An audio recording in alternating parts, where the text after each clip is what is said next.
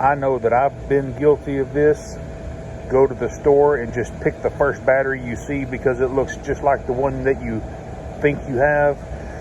Let me give you some insight on these U1 style batteries.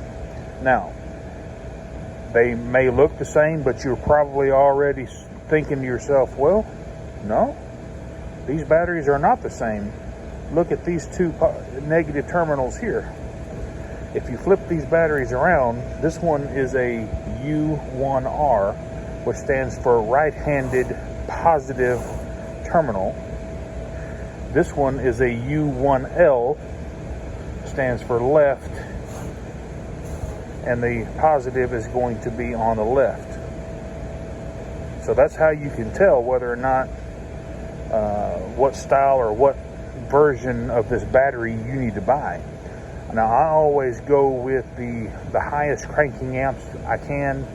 This one's a pretty good battery at 340 cranking amps.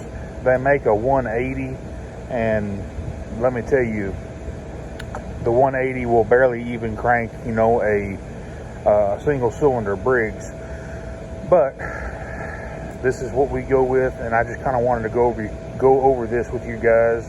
So if you go to buy a battery, make sure you're getting the one that has the right orientation for your battery terminals. Sometimes you might be able to flip this battery around and have enough cables to come back to the battery terminals, but sometimes you just can't.